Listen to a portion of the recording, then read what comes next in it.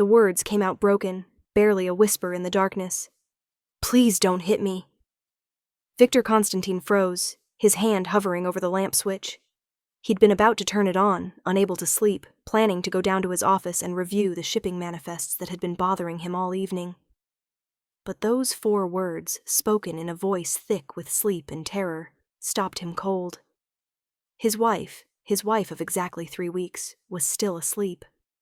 Her eyes were closed, her breathing steady but shallow. She was dreaming. And in that dream, someone was hurting her. "Please," she whimpered again, her body curling into itself beneath the silk sheets. "I'll be good. I promise I'll be good." Something Victor had never felt before cracked open inside his chest. He was a man who'd built an empire on fear. He'd ordered executions over breakfast. He'd broken men twice his size without blinking. He'd inherited his father's organization at 23 and expanded it into something that made even the old families nervous. People crossed the street when they saw him coming. Grown men stuttered when he asked them simple questions, but watching his wife, this gentle woman he'd married in what was supposed to be a simple business arrangement, flinch away from invisible blows in her sleep, he felt something he didn't have a name for, something that made his hands shake and his jaw clench so hard his teeth ached.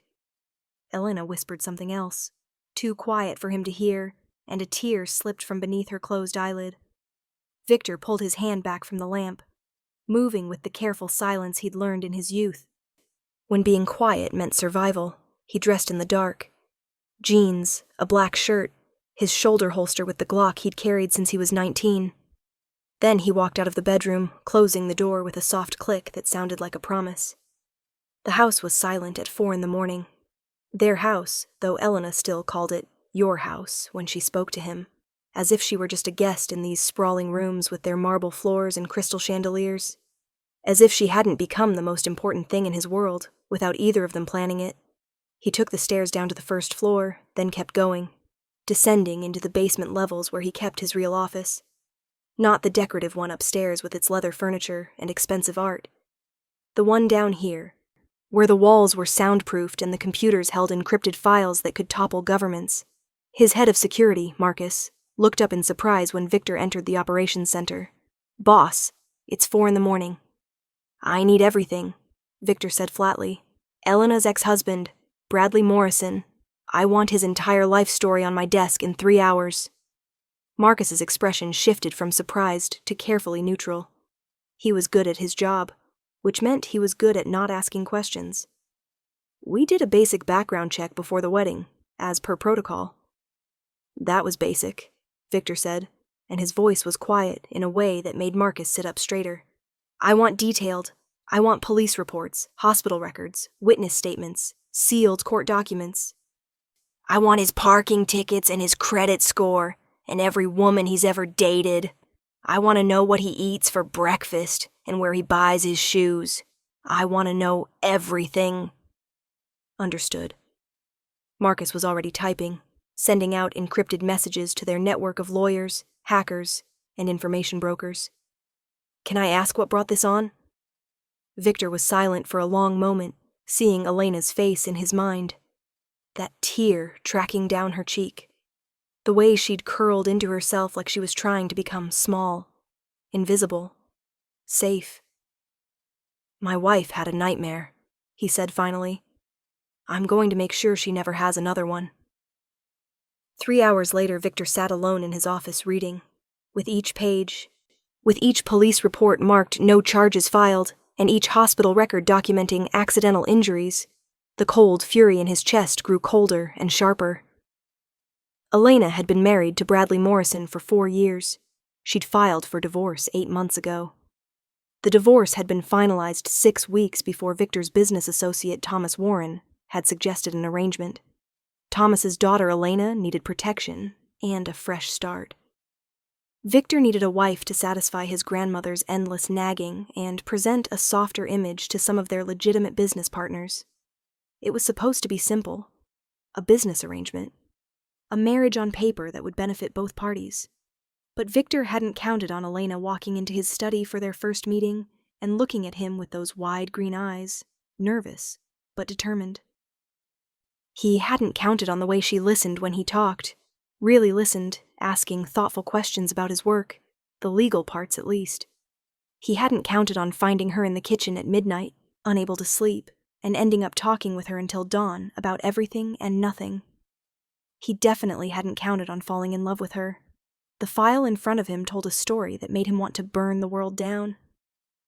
Bradley Morrison, successful investment banker, pillar of the community, volunteer youth soccer coach, and behind closed doors, a man who'd put his wife in the emergency room 7 times with accidents that the doctors had clearly stopped believing by visit number 3. There were photos. Victor made himself look at each one, committing them to memory. Elena's arm in a cast. Elena's eye swollen shut. Elena's smile in an earlier photo, from before the marriage, bright and genuine. Elena's smile in a later photo, at some charity function, thin and brittle as glass. There were witness statements from neighbors who'd heard shouting but never called the police. There were therapist notes from court-mandated marriage counseling that documented Morrison's anger management issues and Elena's tendency to be provocative. Victor's hands clenched on the pages, crinkling the paper. There was a police report from 2 years ago when Elena had finally called for help. She'd had 3 broken ribs and a concussion. Bradley had cried, told the officers it was a misunderstanding, said she'd fallen down the stairs and he'd been trying to catch her, said she was emotional, unstable, that she'd been drinking. Elena had been too terrified to contradict him. No charges filed. And there, at the bottom of the file, was the most recent information. Bradley Morrison had been making inquiries, asking questions about Victor's business arrangement with his ex-wife. He'd been seen at a bar 3 nights ago, drunk and belligerent, telling anyone who would listen that no Mafia thug was going to keep him from what was his. Victor closed the file and sat in the darkness of his office. He thought about Elena upstairs, probably awake by now, probably wondering where he'd gone. She never asked him about his absences. She never demanded explanations or threw tantrums or made scenes. She was accommodating and polite and sweet, and that politeness, he was beginning to understand, was armor. Protection she'd learned to wear to survive. He picked up his phone and made a call. "Alexei," he said when his cousin answered. "I need you to arrange a meeting. Bradley Morrison. Today. Make it clear that attendance is not optional." There was a pause on the other end. "Should I tell him what it's about?" "Tell him," Victor said softly, "that we need to discuss his ex-wife." When Victor returned to the bedroom, Elena was awake, sitting at the window seat in her nightgown, watching the sunrise paint the sky pink and gold. She looked over when he entered, and her smile was automatic, practiced.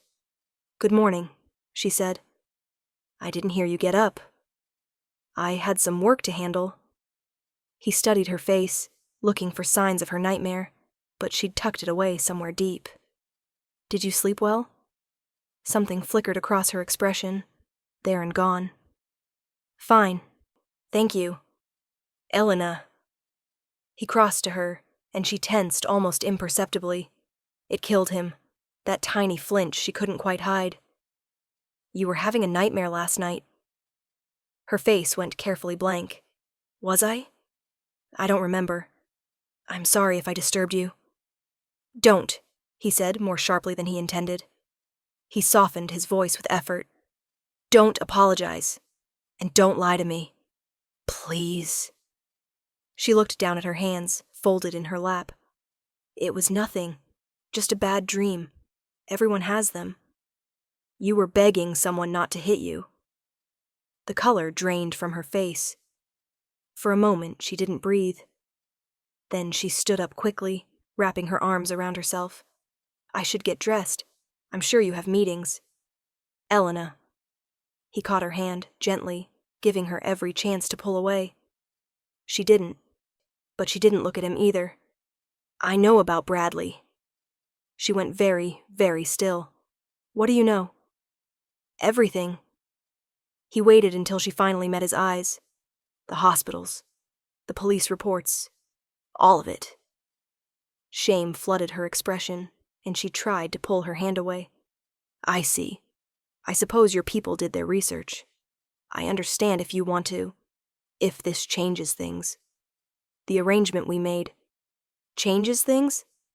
He stared at her. Elena, what?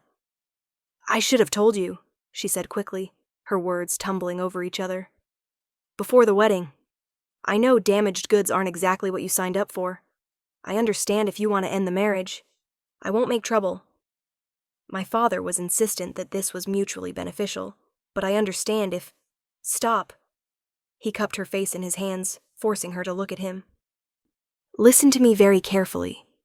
The only thing that has changed is that I now understand why you sometimes look at me like you're waiting for me to hurt you. And knowing that makes me want to burn down the world for you. Do you understand? She blinked, confusion replacing the shame. You're not angry? Oh, I'm furious, he said softly, but not at you. Never at you. But I stayed, she whispered.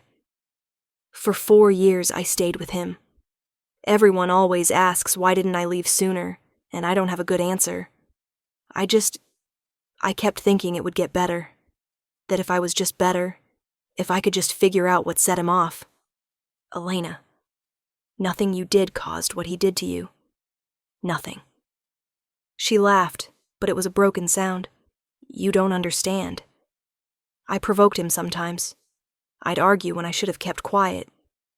I'd forget things he asked me to do. I wasn't good at being what he needed.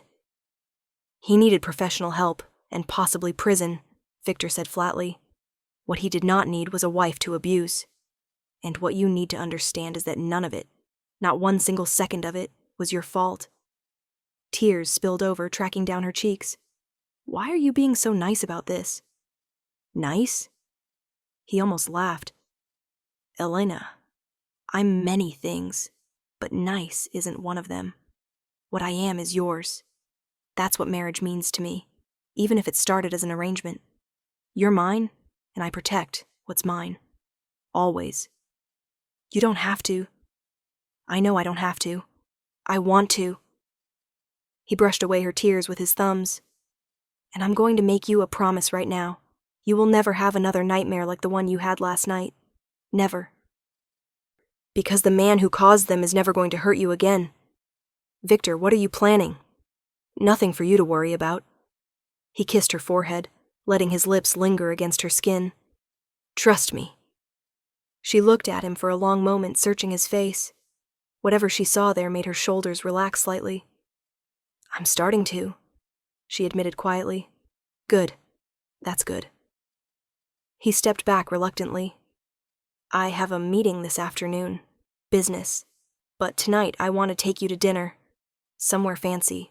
Will you let me do that? You don't have to take me out, she said automatically. I know you're busy. Elena. He waited until she met his eyes. I want to take my wife to dinner. Say yes. A small smile tugged at her lips, and it was more real than any smile he'd seen from her before. Yes. Good. Wear something that makes you feel beautiful. I'll have the car ready at 7. The meeting was set for 2 o'clock at a warehouse on the south side of the city. Victor arrived 15 minutes early, which meant he was there when Bradley Morrison pulled up in his BMW, looking irritated and confused. Marcus and 3 other men were waiting inside. They'd set up a single chair in the middle of the empty space, lit by a hanging bulb that cast harsh shadows. Very theatrical. Victor usually didn't bother with this sort of staging, but today he wanted Bradley Morrison to be afraid. Morrison walked in trying to project confidence, but his eyes darted around the warehouse nervously. What is this? I was told this was a business meeting. It is, Victor said from the shadows. He stepped forward into the light and watched Morrison's face pale as he recognized him. We have business to discuss. Look, I don't know what Elena told you. Sit down. The command in Victor's voice made Morrison obey before he thought about it.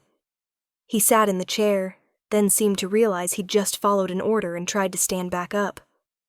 Marcus's hand on his shoulder pushed him back down. I don't have to listen to this, Morrison blustered. She was my wife. What happened between us is none of your business. Victor moved closer, into the light. She was your wife. Past tense. She's my wife now, which makes everything about her my business. This is about her, isn't it? She's been lying about me, hasn't she? She's unstable. Always has been. You need to know what you're dealing with. I've seen the hospital records, Victor said quietly. All 7 visits. I've read the police reports. I've talked to your neighbors, your co-workers, the therapist from your marriage counseling. I know exactly what I'm dealing with, Mr. Morrison, and I know exactly what you are. Morrison's face flushed red. She told you her version, I'm sure. Did she mention how she antagonized me? How she'd push and push until I snapped? Did she tell you she drove me to it? Here's what's going to happen, Victor said, as if Morrison hadn't spoken. You're going to leave the city. I don't care where you go, but you're going to go far away. You're never going to contact Elena again. No calls, no letters, no showing up at places you think she might be. You're not going to talk about her to anyone. You're going to forget she exists. You can't tell me what to do, Morrison sputtered. I have rights. She was my wife for 4 years. You've known her for what, a few weeks? You think you can just... I'm not finished. Victor's voice dropped lower, and Morrison's mouth snapped shut. If you violate any of these terms, if I hear that you've so much as said her name, I will make you disappear, not kill you. That would be too quick. I'll make you vanish in ways that will have investigators searching for years. And before you disappear, you'll experience every single bit of pain you ever inflicted on her. Every bruise, every broken bone, every moment of terror. Do you understand me? Morrison tried to laugh, but it came out shaky. You can't threaten me. This is America. I'll go to the police. The police? Victor smiled, and it was not a pleasant expression. Please do. Tell them all about how a Mafia boss threatened you. Show them whatever recording device you are undoubtedly wearing. I'm sure they'll be very interested in opening an investigation into you while they're at it. I have 7 hospital reports that paint a very ugly picture. The statute of limitations hasn't expired on most of them. The color drained from Morrison's face. But more than that, Victor continued, I want you to understand something. I'm not threatening you because I'm a criminal. I'm threatening you because you hurt someone I love. If I were just a businessman, just a regular husband, I'd still find a way to destroy you for what you did to her. The only difference is that I have more resources to do it with. She's just playing victim, Morrison said desperately. You'll see. Give it time. You'll see what she's really like. She'll drive you crazy, too. Victor moved faster than Morrison could track, his hand closing around the other man's throat. Not squeezing, just holding. A promise. That's the last time you speak about her. Are we clear? Morrison nodded frantically. Victor released him and stepped back, disgusted. You have 1 week to leave the city. Marcus will be watching. If you're still here in 8 days, you'll discover I'm a man of my word. He turned and walked toward the exit, then paused. Oh, and Mr. Morrison? The nightmares you gave my wife? She whispered, "Please don't hit me," in her sleep last night. That's why you're still breathing right now instead of choking on your own blood. I wanted to kill you the moment I heard those words. I still want to. But Elena deserves better than having your death on her conscience. So instead, you get mercy you don't deserve. Use it wisely. He left without looking back. At 7 o'clock that evening, Victor knocked on the bedroom door. Elena, are you ready? Almost. Her voice was nervous, excited. When she opened the door, he forgot how to breathe for a moment. She wore a deep blue dress that brought out her eyes, her hair loose around her shoulders in soft waves. She'd put on makeup, just enough to highlight her features, and she looked beautiful and uncertain all at once. Is it okay? She asked, smoothing down the dress. I wasn't sure what kind of restaurant. You're perfect, he said, and meant it with every fiber of his being. Elena, you're absolutely perfect, she blushed, pleased and embarrassed. You look very handsome too, though you always do. He'd worn his best suit. The charcoal one she'd once mentioned looked good on him, though he doubted she remembered saying it. He'd remembered, though. He remembered everything about her. The restaurant was La Stella, the most exclusive place in the city. Victor had bought it 3 years ago as an investment, which meant getting a table was never a problem. The owner, Antonio, greeted them personally, showing them to a private balcony overlooking the city lights. "Victor," Elena said softly as they sat down, "this is too much. You didn't have to." "I wanted to," he said simply. "Let me spoil you, please." She bit her lip, then nodded. "Okay." They talked through dinner, and it reminded him of that first midnight conversation in the kitchen. Elena told him about her childhood, her dreams of becoming a teacher before she'd gotten married, and Bradley had discouraged her from working. She told him about the garden she wanted to plant, if that was okay, and the cooking classes she'd been thinking about taking. Victor listened to every word, watching the animation return to her face as she talked about things that made her happy. He told her about his grandmother, who'd raised him after his parents died, and who'd taught him that power without honor was worthless. He told her about his plans to move more of the business into legitimate enterprises, how he wanted to build something that could last generations without the constant threat of violence. "You'd be good at that," she said thoughtfully. "You're good at seeing the big picture, and you're fair with people, I've noticed. Your employees respect you. Most of them fear me. Some of both, maybe, but fear alone doesn't create loyalty. You have people who've worked for you for years. That's not just fear." He reached across the table and took her hand. "You see the best in people." "Not in everyone," she said quietly. I used to. I used to think everyone had good in them if you just looked hard enough. But I've learned better." "Elena, it's okay," she said quickly. "I'm not who I used to be, but I'm learning to be okay with who I am now." "And who's that?" She thought about it, her fingers tightening around his. "Someone stronger than I thought. Someone who survived. Someone who's learning not to apologize for taking up space in the world." "Good," he said fiercely. "Take up all the space you want. You belong here, in my life, in my home. You're not a guest or an arrangement or a convenience. You're my wife, and I—" He stopped himself, unsure if she was ready to hear what he wanted to say. "You what?" she prompted softly. "I'm falling in love with you," he admitted. "I know that wasn't part of our arrangement. I know this was supposed to be business, but I can't help it. Every day I fall a little more. The way you laugh at my grandmother's stories. The way you've slowly been making the house into a home. The way you're kind to everyone, even Marcus, who terrifies most people. I'm in love with you, Elena, and I need you to know that. I don't expect you to feel the same way.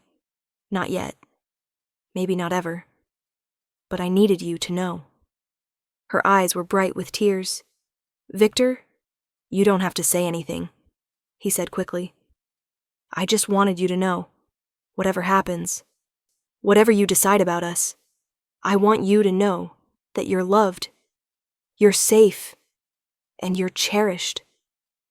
She was quiet for a long moment, looking at their joined hands. When she spoke, her voice was barely above a whisper. "I was so scared when my father first suggested this arrangement. I thought I was trading one controlling man for another. I thought marriage, any marriage, meant losing myself, meant being small and quiet, and always, always afraid." She looked up at him, and her eyes were fierce. "But you've never made me feel small. You ask my opinion. You listen when I talk. You made sure I had my own bank account and my own credit card, and told me I could spend whatever I wanted. You've never once raised your voice at me, even when I broke your grandmother's favorite vase last week. That was an accident. I know. You know. But Bradley would have—" She trailed off, then shook her head. "It doesn't matter. What matters is that you're not him. You're nothing like him. And I think I'm falling in love with you too. I didn't think I'd ever be able to love anyone again. I didn't think I had it in me. But you make me feel safe enough to try." Victor stood up and pulled her to her feet, right there on the balcony with the city spread out below them. He cupped her face in his hands and kissed her, soft and careful, like she was something precious. She made a small sound and kissed him back, her arms winding around his neck. When they finally broke apart, both of them were breathing hard. "Elena Constantine," he said, and she smiled at the sound of her new name. "I'm going to spend the rest of my life making sure you feel safe. I'm going to give you everything you ever dreamed of. I'm going to love you so well that you forget what it was like to be afraid." "I'm holding you to that," she whispered. "Good. Hold me to all of it. Expect everything from me. Demand everything. You deserve it all." They stayed on the balcony for a long time, holding each other as the city lights glittered below them. Eventually, Victor's phone buzzed with a message from Marcus. One word. Done. Bradley Morrison had left the city 3 hours ago, driving toward the Canadian border. He'd withdrawn all his money from his bank accounts and quit his job via email. By tomorrow, he'd be someone else's problem, far away from Elena. Victor deleted the message and pulled his wife closer. "Take me home," Elena said softly. "Our home." "Always," he promised. 2 months later, Victor came home from a meeting to find Elena in the kitchen, laughing at something his grandmother was saying. They'd been baking together, flour dusting the marble countertops, and something that smelled like cinnamon in the oven. "Victor." Elena's face lit up when she saw him, and she came over to kiss his cheek, leaving a small flower print on his expensive suit. She noticed and tried to brush it off, apologizing, but he caught her hand. "Leave it," he said. "I like it." His grandmother beamed at them. "You two are disgustingly happy. I love it." Elena blushed, but she was smiling. She'd been smiling more lately, real smiles that reached her eyes. She'd started her teaching certification courses. She'd planted her garden. She'd slowly been redecorating the house, making it softer, warmer, lived in. And she'd stopped having nightmares. Victor checked on her sometimes, late at night, watching her sleep. She didn't curl into herself anymore. She didn't flinch. She slept peacefully, deeply, safely. That night, as they lay in bed together, Elena traced patterns on his chest. "Thank you," she said quietly. "For what?" "For everything. For being patient with me. For making me feel safe. For—" she hesitated. "I know Bradley left the city right after you had that meeting with him. I know that wasn't a coincidence." Victor tensed slightly. "Elena." "I'm not asking for details," she said quickly. I want you to know that I'm grateful. I spent 4 years being afraid of him, and then 8 months after the divorce, constantly looking over my shoulder, waiting for him to show up. And then, suddenly, he was just gone. And I could breathe again. So thank you. Whatever you said to him, whatever you did, thank you." He pulled her closer, kissing the top of her head. "I'd do anything for you. Anything." "I know," she whispered. "That's why I love you." They were words she'd said before, but each time felt like a gift. Each time felt like watching someone who'd been lost find their way home. "I love you too," he said. "My fierce, brave, beautiful wife. I love you too." Outside, the city continued its endless movement, indifferent to the small, perfect moment happening in the bedroom of Victor Constantine's mansion. Indifferent to the way 2 people who'd been broken in different ways had found a way to heal each other. Elena fell asleep in Victor's arms, peaceful and safe, and Victor stayed awake a little longer, watching over her, keeping the promise he'd made at 4 a.m. in his office. She would never have another nightmare. He'd burn down the world to make sure of it. But for now, holding her close while she slept without fear, he'd already won the only battle that mattered. 6 months into their marriage, Elena was in the garden when she heard the car pull up. It wasn't Victor's car. She knew the sound of his engine, the particular way his driver took the turns in their driveway. This was different. Unfamiliar. She stood up from where she'd been planting roses, brushing dirt from her hands, and that's when she saw him.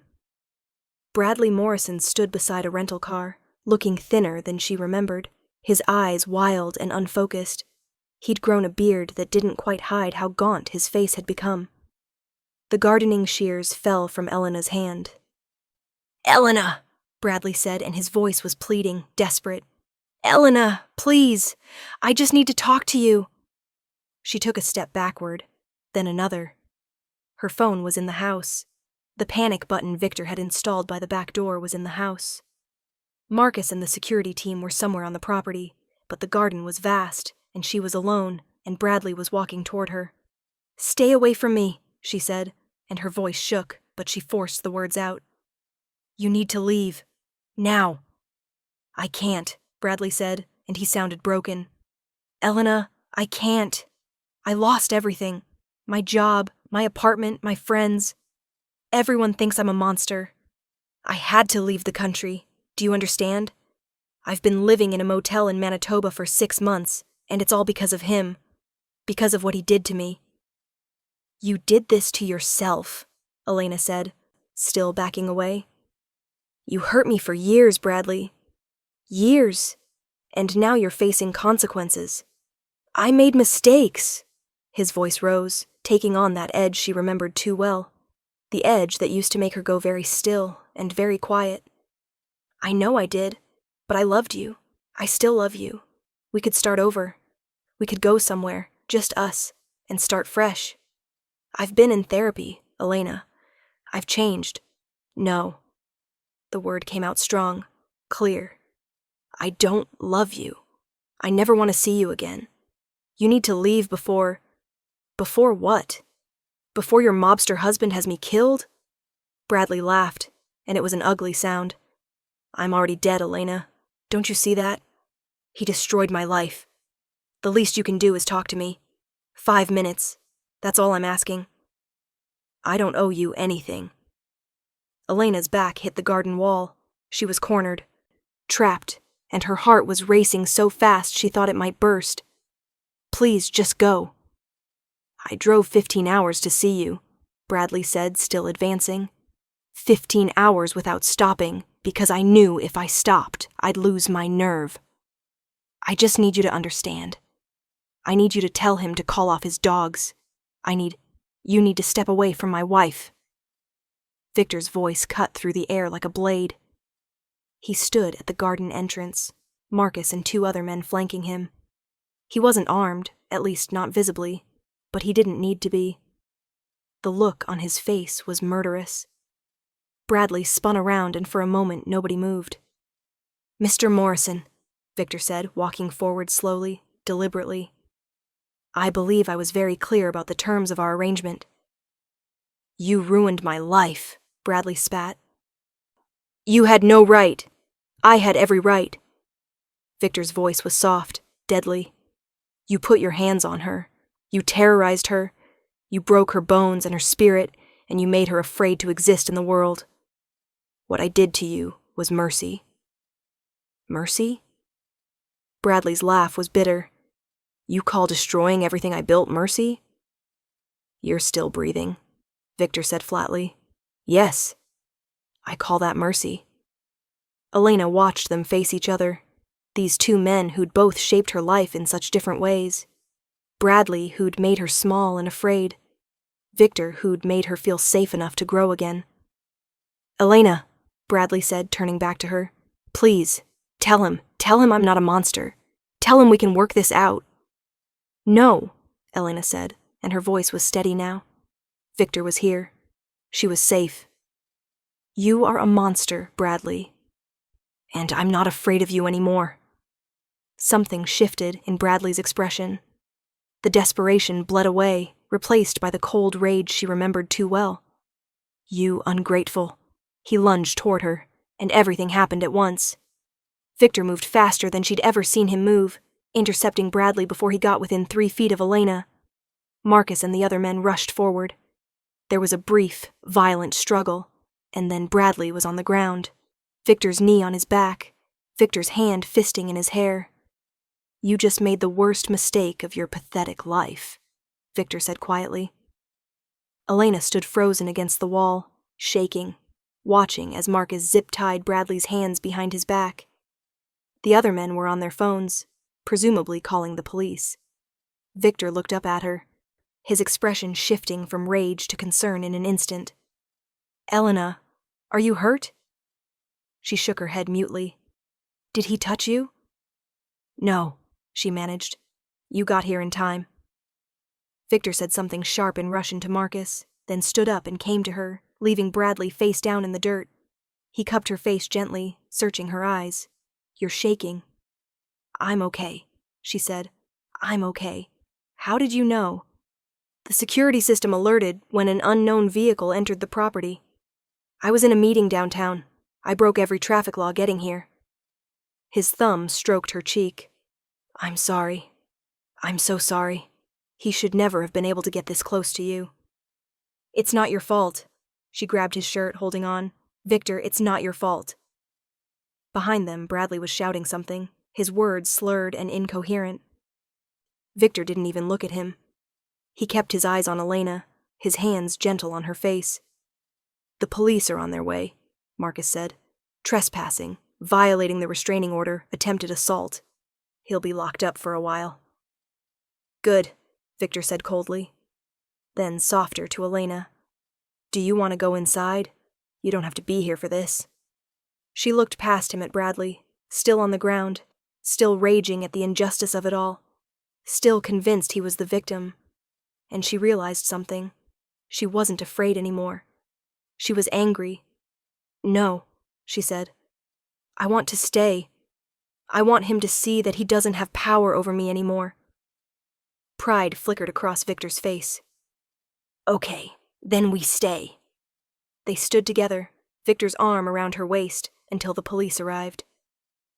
Elena gave her statement clearly, without shaking, describing how Bradley had shown up uninvited, how he'd cornered her, how he'd tried to attack her when she refused to speak with him.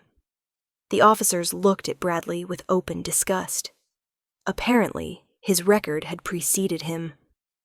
"Ma'am," one of the officers said to Elena, "we're going to make sure he stays locked up this time. The prosecutor will want to talk to you, but with the violation of the restraining order and the attempted assault, plus his previous history, he's looking at serious time." "Thank you," Elena said. She watched as they loaded Bradley into the back of the police car. He was still shouting, still insisting this was all a misunderstanding, that Elena was lying, that Victor had orchestrated everything. Nobody was listening anymore. As the police cars pulled away, Elena felt something inside her unclench. Some knot of fear she'd been carrying for years, even during the months when Bradley had been gone, even during the nights when she'd slept peacefully in Victor's arms. She'd always been waiting for the other shoe to drop, for him to come back, for her past to catch up with her. Now he had, and she'd survived it. More than survived it. She'd stood her ground. "Are you sure you're okay?" Victor asked again, his hand rubbing soothing circles on her back. "I am," she said, and realized it was true. "I really am. He scared me, but he didn't break me. He can't break me anymore." "No," Victor agreed. "He can't. You're too strong for that." "I'm strong because you made me feel safe enough to be strong," she said, turning to face him. "Before you, I spent so much energy just surviving that I didn't have anything left to be strong with. But you gave me space to heal. You gave me room to remember who I was before him." "Elena, let me finish," she said. "I need to say this. You saved my life, Victor. Not just today, but 6 months ago when you married me, when you gave me a safe place to land, when you loved me even though I was broken." "You were never broken," he said fiercely. "Hurt, yes. Traumatized, absolutely. But never broken. You've always been whole, Elena. You just needed someone to help you see it." She kissed him then, there in the garden with Marcus and the security team, politely looking away. She kissed him with everything she had, gratitude and love, and the fierce joy of knowing she was finally, truly, free. When they broke apart, Victor was smiling. "Come on," he said. "Let's go inside. I think we could both use some of my grandmother's terrible tea." Elena laughed, the sound bright and genuine. It's not terrible.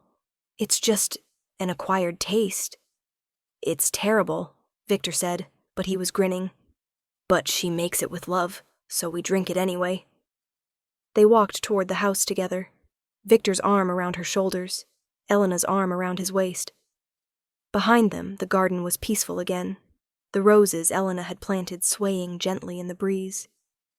That evening, after the statements had been given and the lawyers had been consulted, and Victor's grandmother had force-fed them both dinner and terrible tea, Elena and Victor sat together in his study. Their study, she corrected herself mentally. Their home. I need to tell you something, Elena said. Victor looked up from the papers he'd been pretending to read.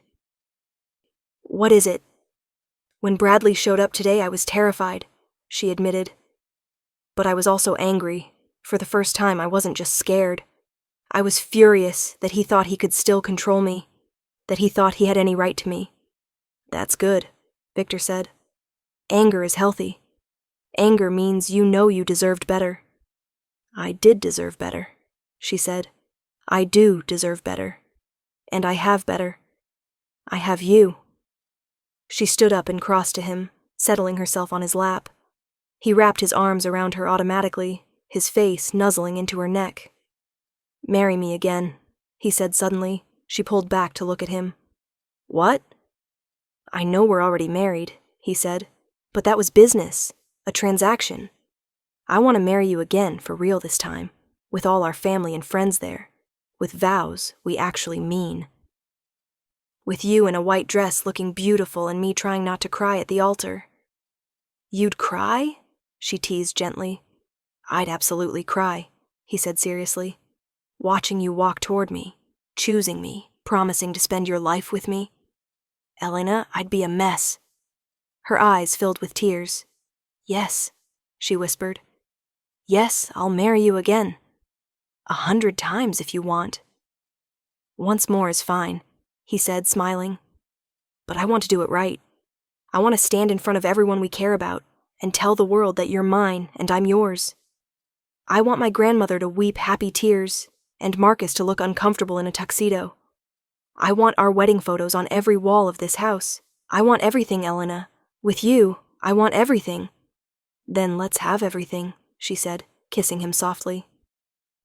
Let's have the wedding and the photos and the life we both deserve. Let's have it all. 2 months later, Elena stood in front of a mirror, looking at herself in her wedding dress.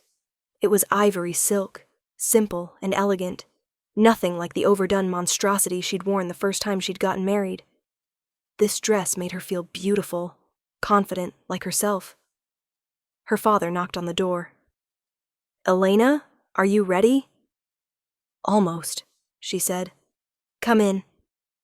Thomas Warren had been skeptical of the arranged marriage at first, worried that he was trading his daughter from one dangerous situation to another. But he'd seen how Victor treated Elena, how she'd blossomed over the past 8 months, and his concerns had faded. You look beautiful, sweetheart, he said, his voice rough with emotion. Thanks, Dad. She turned to face him. Thank you for suggesting this arrangement. I know it was risky, but you gave me a chance at a new life. Victor gave you that, her father said. I just made the introduction. What he's done for you, how he's protected you and loved you, that's all him. And me, Elena said firmly. I did some of the work too. I chose to heal. I chose to trust him. I chose to love him back. Her father smiled. Yes, you did, and I'm proud of you for all of it. The ceremony was small, intimate, held in the garden Elena had planted and tended. Victor's grandmother was there, crying happy tears as predicted. Marcus was indeed uncomfortable in his tuxedo, standing as Victor's best man with a long-suffering expression. Elena's few close friends sat in the front row, beaming, and Victor stood at the altar looking at Elena like she was the only person in the world. When she reached him, when her father placed her hand in Victor's, she felt a completeness she'd never experienced before. Hi, Victor said softly. Hi, she said back, smiling. The officiant began the ceremony, but Elena barely heard the words. She was too focused on Victor's face, on the love and devotion written clearly in every line of it. When it came time for the vows, Victor spoke first. "Elena," he said, his voice carrying to every corner of the garden. "The first time we got married, I promised you protection and partnership. Today, I promise you everything else. I promise to love you on your good days and your bad days. I promise to hold you when you have nightmares and celebrate with you when you accomplish your dreams. I promise to be your safe place, always. I promise to choose you every single day for the rest of my life. You've made me a better man, and I'm going to spend the rest of our lives trying to deserve you." Elena's hands were shaking as she spoke her own vows. "Victor, you gave me back my life. You made me remember what it felt like to be loved without fear, to exist without terror, to take up space in the world. You've been patient with my healing and celebrated every step forward. You've protected me without making me feel weak, and loved me without asking me to be anything other than myself. I promise to love you with everything I am. I promise to be your partner in everything. I promise to build a life with you that's full of joy and laughter and safety. You're my home, Victor Constantine, and I choose you. Today and always." When the officiant pronounced them husband and wife, again, Victor pulled Elena close and kissed her like he'd been waiting his entire life to do it. The gathered guests cheered and applauded, but Elena barely heard them. She was too busy kissing her husband, her love, her future. Later, at the reception, Victor stood up to make a toast. The room fell silent as he looked at Elena, sitting beside him in her beautiful dress, her face glowing with happiness. "I'm not good at public speaking," Victor began, and several people laughed because everyone knew Victor Constantine could command a room without effort. "But I need to say something about my wife. 8 months ago, Elena walked into my life as part of a business arrangement. She was scared and hurt, and trying so hard to be brave. And I thought I was doing her a favor, giving her protection and a fresh start. But the truth is, she saved me. She took this house that was just a building and made it a home. She took my life that was just power and business and violence, and she gave it meaning. She showed me what it means to be loved, really loved, not for what I can do or who I am in the world, but just for being me. Elena, you're the best thing that ever happened to me, and I will spend the rest of my life being grateful that you chose me." He raised his glass. "To my wife, my partner, my everything." "To Elena," the guests chorused, raising their own glasses. Elena stood up and kissed him, not caring that everyone was watching, and the room erupted in applause again. That night, as they lay in bed in the house that was truly theirs now, Elena traced patterns on Victor's chest like she'd done 100 times before. "Happy?" Victor asked. "So happy," Elena said. "I didn't think I could ever be this happy. There were years when I thought happiness was just something that happened to other people. But here I am." "Here you are," Victor agreed, pulling her closer. "And here you'll stay. Always." "Always," Elena echoed. She fell asleep in his arms, peaceful and safe, with no nightmares chasing her into the darkness. And Victor stayed awake for a while, watching over her, keeping the promise he'd made at 4 a.m. 8 months ago. She would never be afraid again. He'd made sure of it. And together, they'd built something neither of them had expected, but both of them deserved. A love story that had started as a business arrangement and had become the greatest adventure of their lives.